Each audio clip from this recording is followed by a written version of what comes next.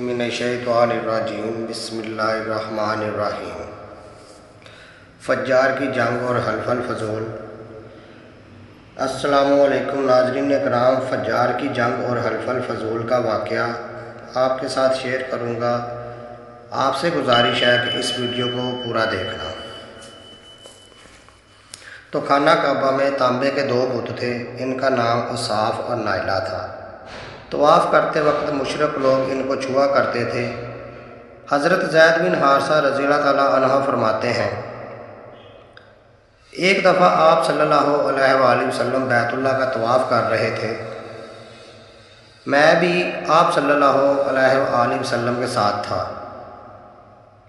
جب میں طواف کے دوران ان بتوں کے پاس سے گزرا تو میں نے بھی ان کو چھوا، جس پر نبی پاک صلی اللہ علیہ وآلہ وسلم نے فوراً فرمایا، ان کو ہاتھ مت لگاؤ۔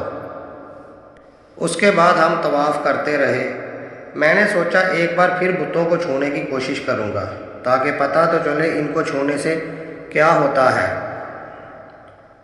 آپ نے کس لیے مجھے روکا ہے؟ چنانچہ میں نے ان کو پھر سے چھو لیا۔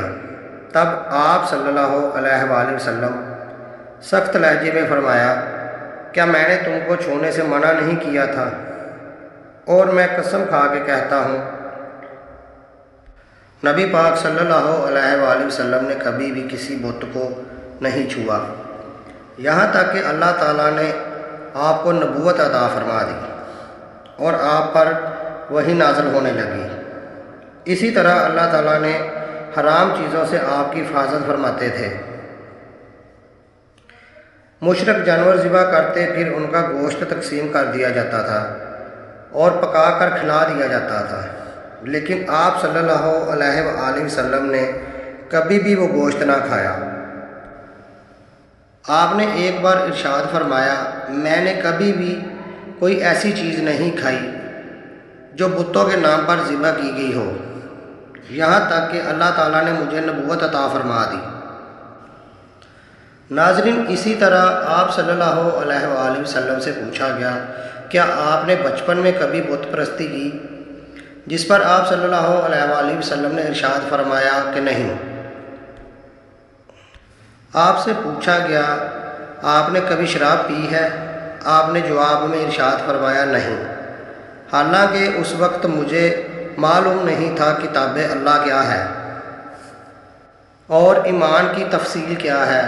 آپ صلی اللہ علیہ وآلہ وسلم کے علاوہ بھی اس زمانے میں کچھ لوگ تھے جو بتوں کے نام پر ذبح کیا گیا گوشت نہیں کھاتے تھے اور شراب کو ہاتھ نہیں لگاتے تھے۔ بچپن میں آپ نے بکریاں بھی چرائی تھیں۔ آپ مکہ کے لوگوں کی بکریاں چرایا کرتے تھے۔ معاوضے کے طور پر آپ کو ایک سکہ دیا جاتا تھا۔ آپ صلی اللہ علیہ وآلہ وسلم نے فرمایا، اللہ تعالیٰ نے جتنے نبی بھیجے ہیں ان سب نے بکریاں چرانے کا کام کیا ہے۔ آپ صلی اللہ علیہ وآلہ وسلم فرماتے ہیں، میں مکہ والوں کی بکریاں سکے کے بدلے چرایا کرتا تھا۔ مکہ والوں کی بکریوں کے ساتھ آپ اپنے گھر والوں اور رشتہ داروں کی بھی بکریاں چرایا کرتے تھے۔ ناظرین اکرام، یہاں پر ایک سوال ہے کہ آخر پیغمبر بکریاں کیوں چرایا کرتے تھے؟ تو اس کی وضاحت کچھ اس طرح سے بیان کی جاتی ہے، اس کام میں اللہ تعالیٰ کی زبردست حکمت ہے۔ بکری ایک کمزور جانور ہے، لہٰذا جو شخص بکریاں چراتا ہے اس میں قدرتی طور پر محبت، نرمی اور انکساری کا جذبہ پیدا ہو جاتا ہے۔ ہر کام اور پیشے کی کچھ خصوصیات ہوتی ہیں، مثلاً قصاب کے دل میں سختی ہوتی ہے اور لوہار جفا کش ہوتا ہے، مالی نازک اور تابع ہوتا ہے۔ ناظرین، اب جو بکریاں چراتا ہے، جب مخلوق کی تربیت کے لیے وہ بہت نرم مزاج ہو چکا ہوگا، اس کی طبیعت میں سختی اور گرمی نکل چکی ہوگی، اور تبلیغ کے کام کے لیے نرم مزاجی بہت ضروری ہے۔ ناظرین، عربوں میں ایک شخص بدر بن معاشر غفاری تھا۔ یہ عکاظ کے میلے میں بیٹھتا تھا، لوگوں کے سامنے اپنی بہادری کے قصے سنایا کرتا تھا، اپنی بڑائیاں بیان کرتا تھا۔ ایک دن اس نے پیر پھیلا کر اور گردن اکڑا کر کہا تھا، میں عربوں میں سے سب سے زیادہ عزت دار ہوں، اور اگر کوئی خیال کرتا ہے کہ وہ زیادہ عزت والا ہے تو تلوار کے زور پر یہ ثابت کر کے دکھائے۔ اس کے یہ بڑے بول سن کر ایک شخص کو غصہ آ گیا۔ وہ اچانک اس پر چپٹا اور اس کے پاؤں پر تلوار دے ماری۔ اس کا گھٹنا کٹ گیا۔ یہ بھی کہا جاتا ہے کہ گھٹنا صرف زخمی ہوا تھا۔ اس پر دونوں قبیلے آپس میں لڑ پڑے۔ ان میں جنگ شروع ہوگی۔ اس جنگ کو فجار کی پہلی جنگ کہا جاتا ہے۔ اس وقت آپ صلی اللہ علیہ وآلہ وسلم کی عمر مبارک 10 سال تھی۔ ناظرین، فجار کی ایک اور لڑائی بنو عامر کے ساتھ ہوئی تھی۔ یہ لڑائی ایک عورت کی وجہ سے ہوئی تھی۔ اس میں بنو عامر اور بنو کنانہ سے لڑے تھے، کیونکہ کنانہ کے نوجوان نے بنو عامر کی ایک عورت کو چھیڑا تھا۔ فجار کی تیسری لڑائی بھی بنو عامر اور بنو کنانہ کے درمیان ہوئی تھی۔ یہ لڑائی قرض کی ادائیگی کے سلسلے میں ہوئی۔ فجار کی ان تینوں لڑائیوں میں نبی کریم صلی اللہ علیہ وآلہ وسلم نے کوئی حصہ نہیں لیا۔ البتہ فجار کی چوتھی لڑائی میں آپ نے شرکت فرمائی تھی۔ عربوں میں 4 مہینے ایسے تھے ان میں کسی کا خون بہانا جائز نہیں تھا۔ یہ مہینے ذوالقعدہ، ذوالحج، محرم اور رجب کے تھے۔ یہ لڑائیاں چونکہ حرمت کے ان مہینوں میں ہوئیں، اس لیے ان کا نام فجار کی لڑائیاں رکھا گیا۔ ناظرین، فجار کے معنی ہے گناہ، یعنی یہ لڑائیاں ان کا گناہ تھا۔ چوتھی لڑائی جس میں نبی کریم صلی اللہ علیہ وآلہ وسلم نے حصہ لیا، اس کا نام فجار براز ہے۔ یہ لڑائی اس طرح شروع ہوئی۔ قبیلہ بنو کنانہ کے براز نامی شخص نے ایک آدمی عربہ کو قتل کر دیا تھا۔ عربہ کا تعلق بنو حوازن سے تھا۔ یہ واقعہ حرمت والے مہینے میں پیش آیا تھا۔ براز اور عربہ کے خاندان کے لوگ یعنی بنو کنانہ اور بنو حوازن اس وقت عکاظ کے میلے میں تھے، تو وہیں کسی نے بنو کنانہ کو خبر پہنچا دی کہ براز نے عربہ کا قتل کر دیا ہے۔ یہ سن کر بنو کنانہ کے لوگ پریشان ہو گئے کہ کہیں میلے میں ہی حوازن کے لوگ ان پر حملہ نہ کر دیں، اس طرح بات بہت بڑھ جائے گی۔ چنانچہ وہ لوگ مکہ کی طرف بھاگ نکلے۔ حوازن کو اس بات کا پتہ نہ چلا۔ انہیں کچھ دن بعد یا کچھ وقت گزرنے کے بعد خبر ہوئی۔ ناظرین، بنو حوازن کے لوگ بنو کنانہ پر چڑھ دوڑے،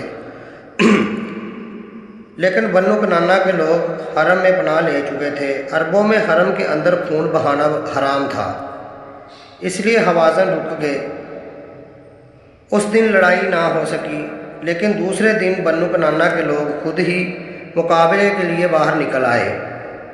ان کی مدد کرنے کے لیے قبیلہ قریش بھی میدان میں نکل آئے۔ اسی طرح فجار کی یہ جنگ شروع ہو گئی۔ یہ جنگ 4 یا 6 دن تک جاری رہی۔ اب چونکہ قریش اس جنگ میں شریک تھے، لہٰذا آپ صلی اللہ علیہ وآلہ وسلم کے چچا آپ کو بھی ساتھ لے گئے، لیکن آپ نے جنگ کے سب دنوں میں لڑائی میں حصہ نہیں لیا۔ البتہ جس دن آپ میدان جنگ میں پہنچ جاتے تو بنو کنانہ کو فتح ہونے لگتی، اور جس دن آپ جنگ میں نہ جاتے تو بنو کنانہ کو شکست ہونے لگتی۔ آپ نے اس جنگ میں اتنا حصہ لیا، اپنے چچاؤں کو تیر پکڑاتے رہے، اور بس 6 دن کی جنگ کے بعد بھی کوئی فیصلہ نہ ہو سکا۔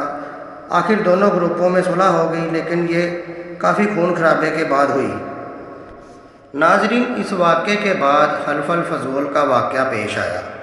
یہ واقعہ اس طرح ہوا کہ قبیلہ زبید کا ایک شخص اپنا کچھ مال لے کر مکہ آیا۔ اس سے یہ مال عاص بن وائل نے خرید لیا۔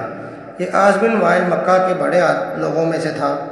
اس کی بہت عزت تھی۔ اس نے مال تو لے لیا لیکن قیمت ادا نہ کی۔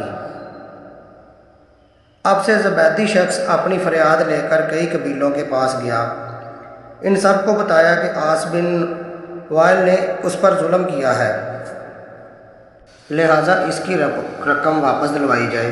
اب چونکہ عاص مکہ کے بڑے لوگوں میں سے تھا، اس لیے ان سب نے عاص کے خلاف اس کی مدد کرنے سے انکار کر دیا، الٹا اسے ڈانٹ کر واپس بھیج دیا۔